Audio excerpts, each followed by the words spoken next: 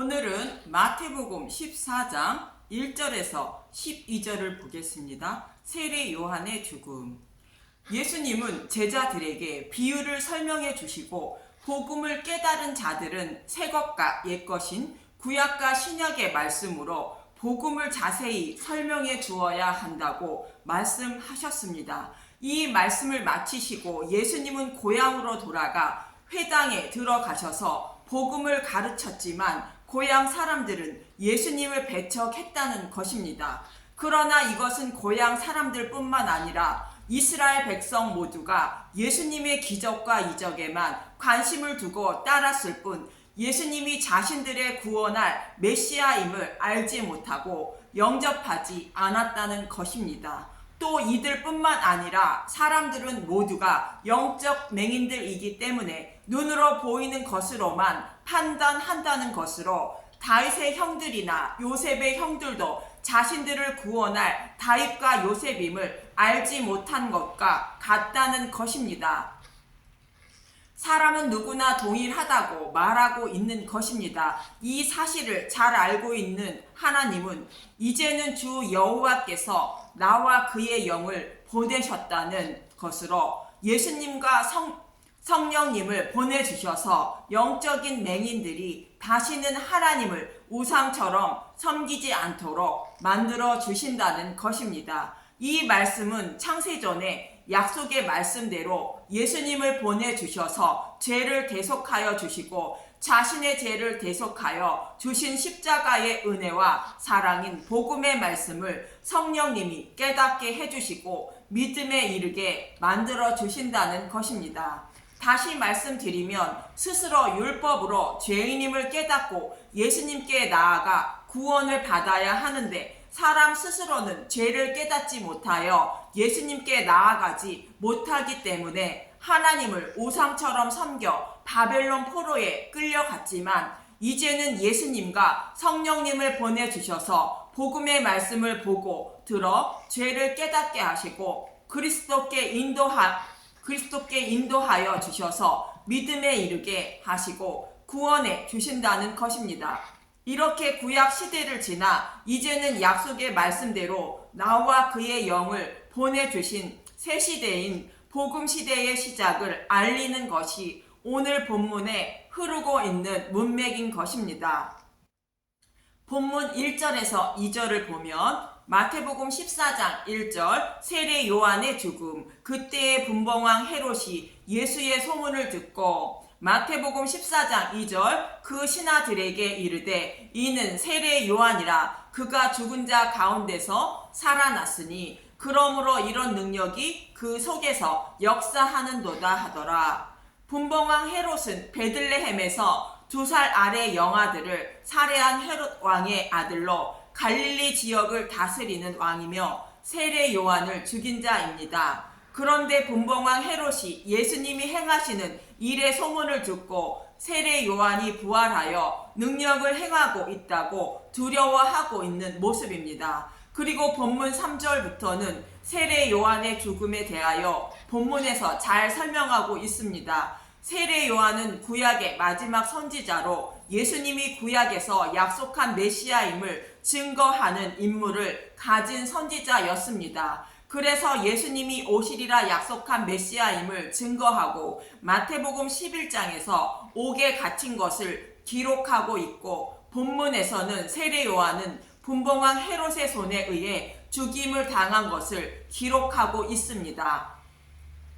그렇다면 이미 죽은 사람을 마태는 오늘 본문에서 기록하고 있는 이유가 무엇일까? 그 이유를 알기 위하여 문맥의 흐름을 먼저 살펴보면 예수님이 복음을 선포하시며 수많은 기적과 이적을 행하셔도 말씀을 연구하고 가르치는 지도자들과 수많은 무리들 그리고 고향 사람들도 예수님을 영접하지 않았다는 것입니다. 이 모습은 이들의 조상들과 동일하게 스스로 예수님을 영접하고 여호와께로 돌아오지 못한다는 것을 말하고 있는 것입니다. 저와 여러분도 동일해서 복음의 말씀을 들어도 스스로는 아무도 예수님을 영접하지 못한다는 것을 말합니다. 그래서 여호와 하나님은 나와 그의 영을 보내주셔서 백성을 구원하신다는 것입니다.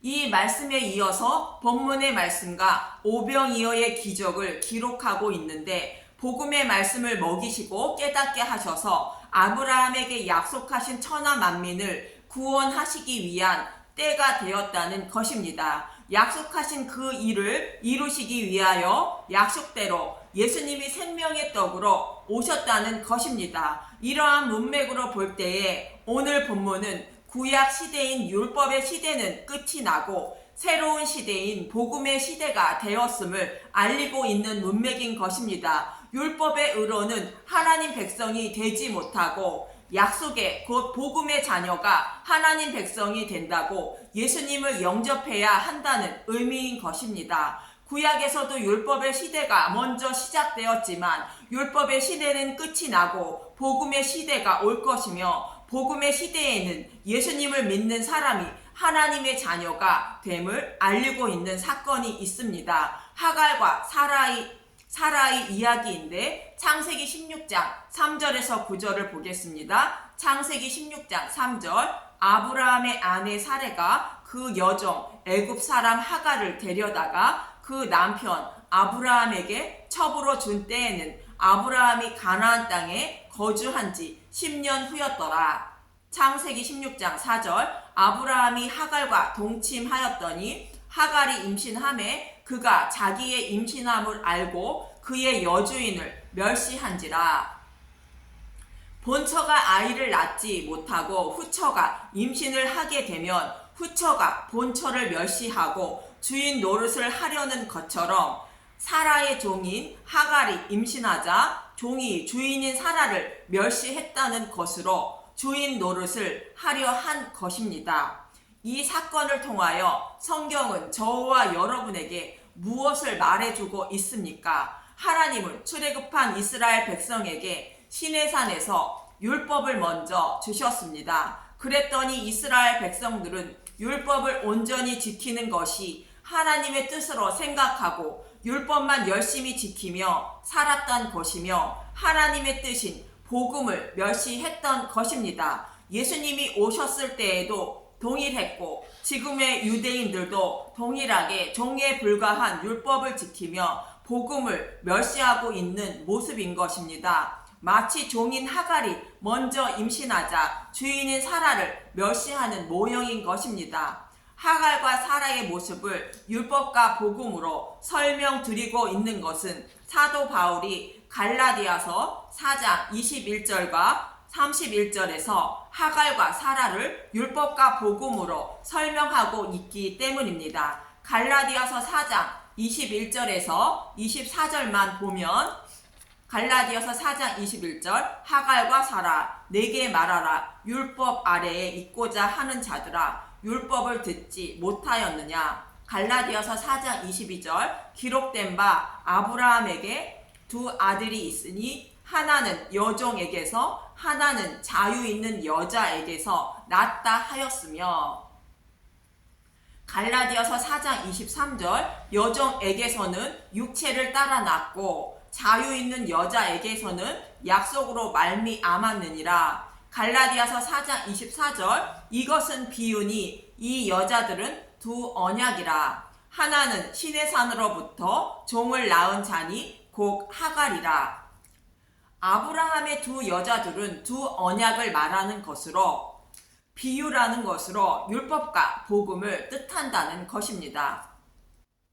성경에 하갈과 사라의 이야기를 기록하고 있는 것은 율법과 복음을 설명하기 위하여 성경이 기록하고 있는 것이라 말하는 것입니다. 하나님이 율법을 주신 이유는 율법으로 죄인임을 깨닫고 그 죄를 사하여 주실 그리스도께 인도함을 받아 믿음으로 구원을 얻게 하기 위하여 율법을 주셨다는 것입니다. 갈라디아서 3장 23절에서 24절, 갈라디아서 3장 23절, 하나님의 아들 믿음이 오기 전에 우리는 율법 아래에 매인 바 되고 계시될 믿음의 때까지 갇혔느니라. 갈라디아서 3장 24절, 이같이 율법이 우리를 그리스도께로 인도하는 초등교사가 되어 우리로 하여금 믿음으로 말미암아 의롭다 함을 얻게 하려 함이라. 이처럼 율법을 주신 이유는 죄인임을 깨닫게 하여 그리스도께 인도함을 받아 구원을 얻게 하기 위하여 주신 것으로, 주인은 율법이 아니라 복음이라는 것입니다. 여기서 율법은 하갈, 복음은 사라인 것입니다. 하나님의 뜻은 율법을 지키라는 것이 아니라 복음으로 가는 통로가 율법이라는 것으로, 율법은 복음으로 나아가는 하나의 과정이며 최종 목적지는 주인인 복음이라는 것입니다. 옛날 어느 대감집에 귀한 손님이 찾아오면 먼저 손님을 맞는 사람이 종이며, 종은 손님을 주인에게 인도하는 역할을 하는 사람에 불과하다는 것입니다. 그런데 마치 먼저 임신한 하갈이 주인이 아니면서 주인 노릇을 하려고 사라를 멸시하고 있는 모습인데, 그럼 종인 하갈의 최후가 어떻게 될까요? 이어지는 창세기 16장 5절에서 9절을 먼저 보겠습니다. 창세기 16장 5절, 사레가 아브라함에게 이르되 내가 받은 모욕은 당신이 받아야 옳도다. 내가 나의 여종을 당신의 품에 두었거늘 그가 자기의 임신함을 알고 나를 멸시하니, 당신과 나 사이에 여호와께서 판단하시기를 원하노라. 율법을 이스라엘 백성에게 먼저 주었다는 의미와 같은 것입니다. 창세기 16장 6절, 아브라함이 사라에게 이르되 당신의 여종은 당신의 수중에 있으니 당신 눈에 좋은 대로 그에게 행하라 하매, 사라가 하갈을 학대하였더니 하갈이 사라 앞에서 도망하였더라. 창세기 16장 7절, 여호와의 사자가 광야의 샘물 곁 곧 술길 샘 곁에서 그를 만나. 창세기 16장 8절, 이르되 사라의 여종 하갈아 내가 어디서 왔으며 어디로 가느냐. 그가 이르되 나는 내 여주인 사라를 피하여 도망하나이다.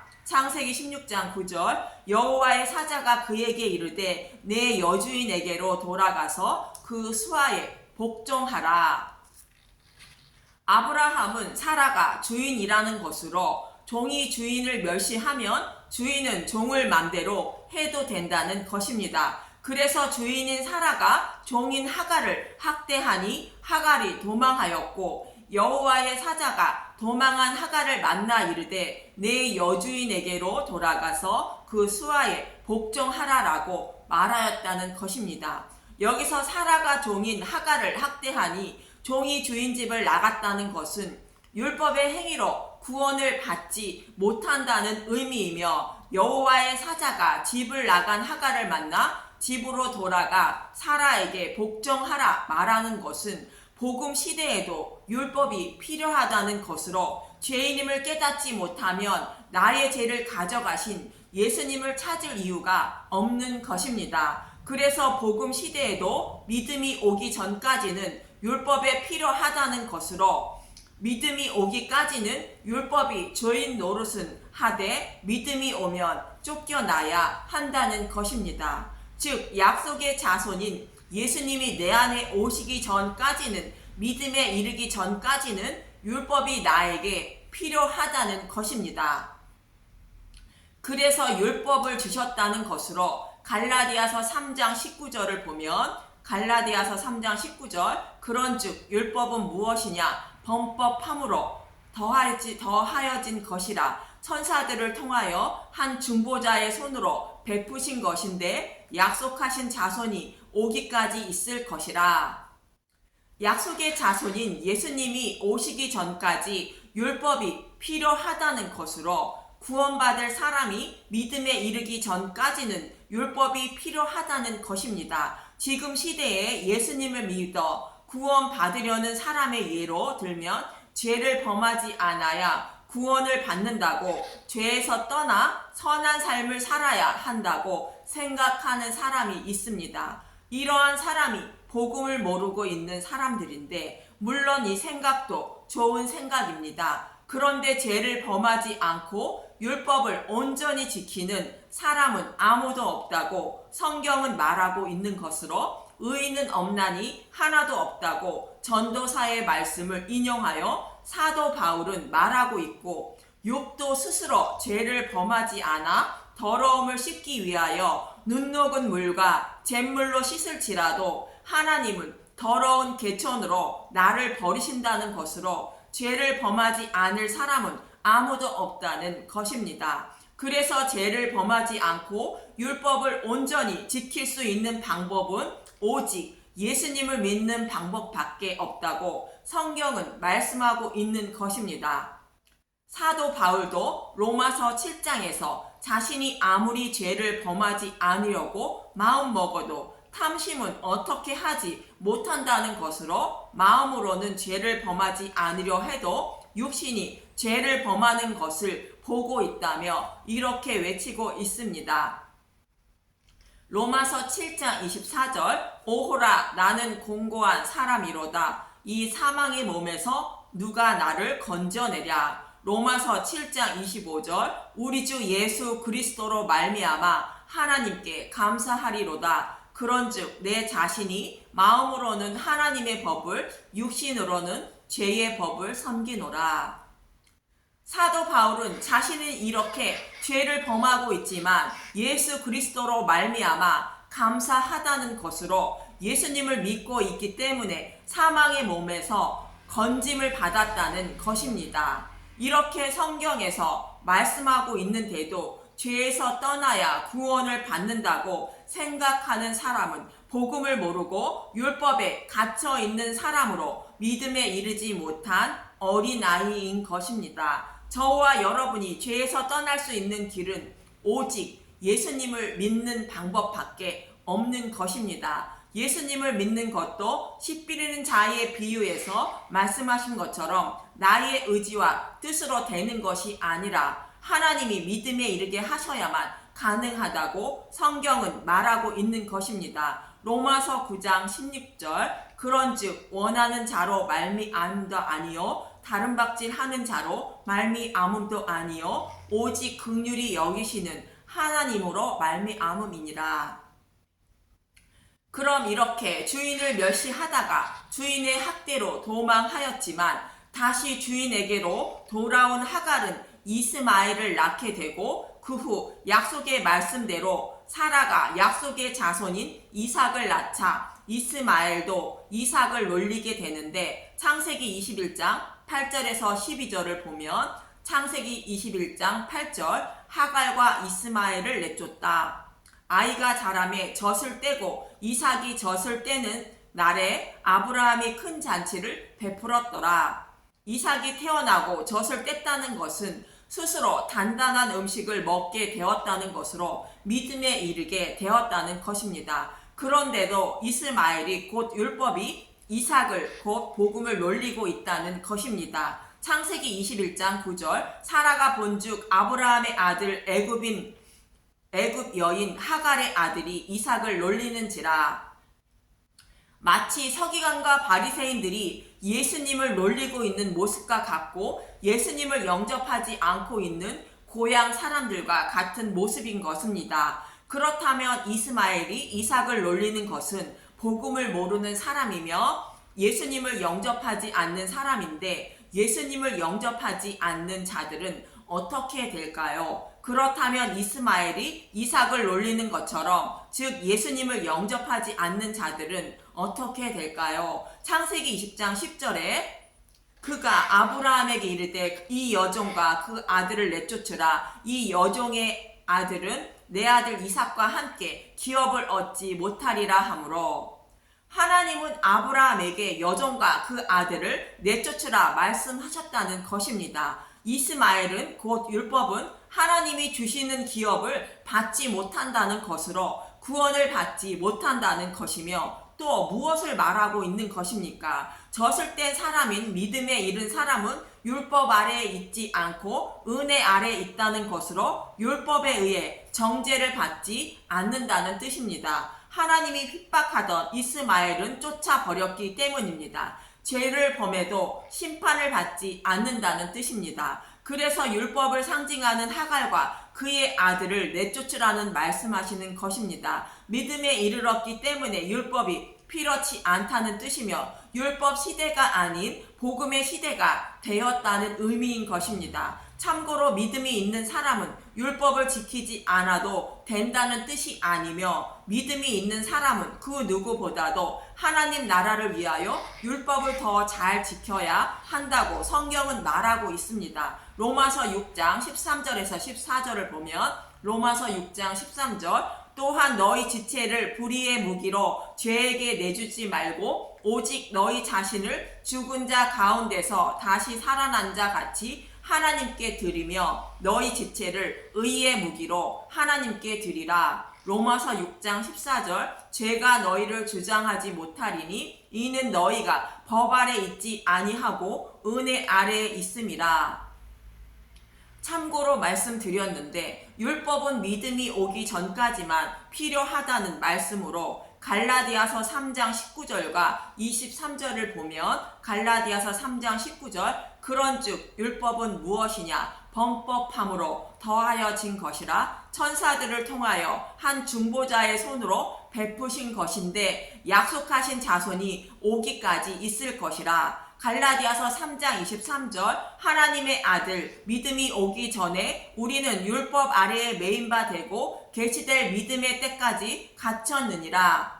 먼저 임신한 하갈이 주인인 사라를 멸시하는 것과 같지만 주인인 사라가 임신하고 아들을 낳으면 약속의 자손이 오시면 믿음의 사람이 되면 종은 주인을 멸시하지 못하고 쫓겨난다는 것입니다. 그리고 이제는 이삭이 젖을 뗐다는 것으로 믿음에 이르자 율법을 율법을 쫓아낸 것이며 약속의 자손인 예수님이 오셨다는 뜻입니다. 이렇게 여종과 그 아들을 내쫓게 되는데 그 이유를 하나님은 이렇게 말씀하십니다. 창세기 21장 11절 아브라함이 그의 아들로 말미암아 그 일이 매우 근심이 되었더니 창세기 21장 12절 하나님이 아브라함에게 이르시되 내 아이나 내 여종으로 말미암아 근심하지 말고 사라가 내게 이른 말을 다 들으라. 이삭에게서 나는 자라야 넷이라 부를 것임이니라.